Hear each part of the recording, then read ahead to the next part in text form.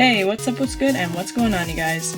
Now, if you know me in real life, you know that I'm a little bit of a weirdo. Like, I sit in the corner of a room and write for a long time, and I write in code. And I don't mean like computer code, I mean like just really weird code, like little symbols instead of your language that you speak, that you can write down, and no one will know what the heck they mean. So this is an example. I think, is this the newest version? No. Okay, we'll get into that later, but this is basic idea of what I mean. So, number one, sorry for the awkward pausing that's gonna inevitably happen right now, because I'm unscripted for the most part, and I just don't want to ramble, so let's see. Alright, so the first point. Don't make it too hard. Make it memorable for yourself. So, if I'm writing a code, I think the first one I ever tried to do, I tried to like plan every single letter that would be like one arrow's pointing this way and one arrow's pointing this way, and it just got super confusing. So, do something you can remember. So here's an example. I'm gonna be writing big so you guys can see what I'm writing. So, this symbol means P, and the reason why I remember this as the letter P is, to me, this looks like a pine tree. That's a terrible drawing. Hang on. Yeah, sure. Pine tree. And some other letters like that for you. Like that's under. Or this for T. Oops. For T. That means like top.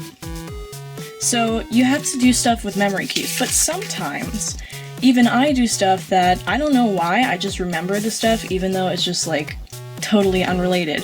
So like for the letter N, I just do like a dot.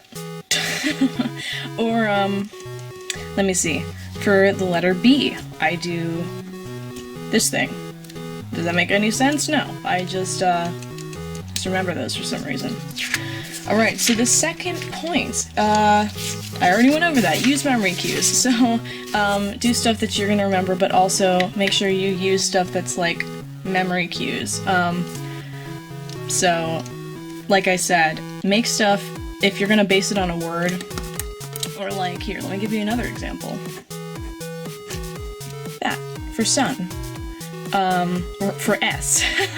it's based on the word sun, because to me, it looks like sun rays. So yeah, use memory cues when you can, and if not, just do stuff that you're gonna remember personally.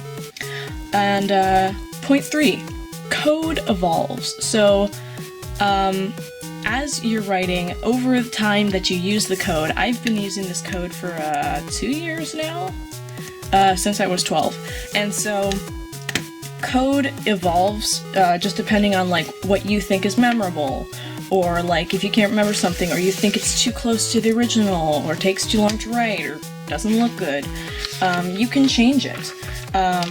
Here's one of my earliest iterations of code. Now you'll notice that in between each one of these groups of little letter thingies, there's a slash.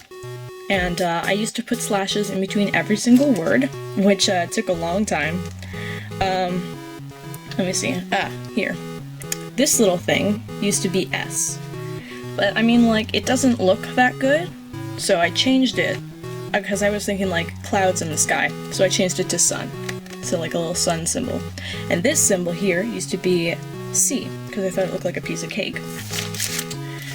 And then I didn't think that looked that good, and also took forever to write, or draw, I guess. And so it went from that little symbol to this symbol, which didn't take any less time to draw, to just a triangle. And that's what I'm saying, like, code can evolve just based on what you think is going to be better for you. And when code evolves, you don't have to write it down. I think, because I keep my code pretty secret, and now that's all thrown out the window, because I just like let you in on like a bunch of letters in my code. Yeah, code can evolve, just if you're changing stuff, you don't have to write it down. Here's another example of the early code. It looks not great, just personally. and I'm still putting slashes in between every word. I think I used to put them in between every letter too. So that took a long time. And this was from a few months ago. So this is what it looked like then.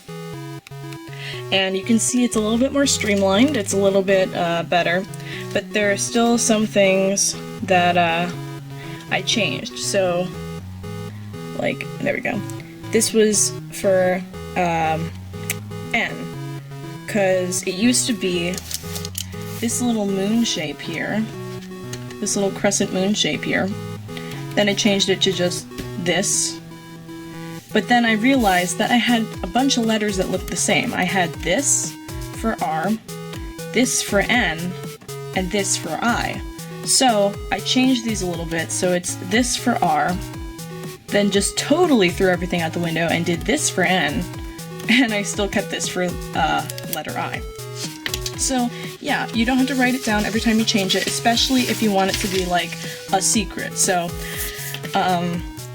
and just remember, it's gonna be kind of hard to share it with your friends if you want to, especially if they're just memory cues for yourself personally. You might have to help them with the memory cues if you really, really want them to know what you're writing. Or you might have to just write a code with them, so this way you both remember stuff. So, let me go over my TED Talk notes here. I'm sorry, this is probably getting really boring for you guys. I'm like a 14-year-old grandma, so sorry about that. Let's see. Compatibility. Alright, so when you're writing code, you have to think about, do you want it to be able to be written on a computer or a phone? Mine isn't. So I didn't use symbols that are usually on a computer, but who knows? Maybe my code will change sometime in the future, and I'll want it to be like a little bit more like typable. So there are a lot of symbols that aren't really compatible with the computer. But if you want to do that, make sure you check in like a program like Word or Google Docs. They have something that says, I believe it's like at the top when it says Insert. You pull down that menu, and it says special characters. So under special characters, you'll find all the different characters, and it's really convenient in Google Docs because you can just like draw it in the box, and it'll give you what it thinks you're trying to draw. All right, and yeah, that's pretty much it. Sorry for the cringy pauses. I'll see if I'm able to edit this, but I'm really untalented with computers, like I said. Also thanks for 13 subscribers. Don't know how that happened, but thank you so much, and I'll see you next time I have something that I want to show you how to do. If that happens, because I don't know. Okay, bye.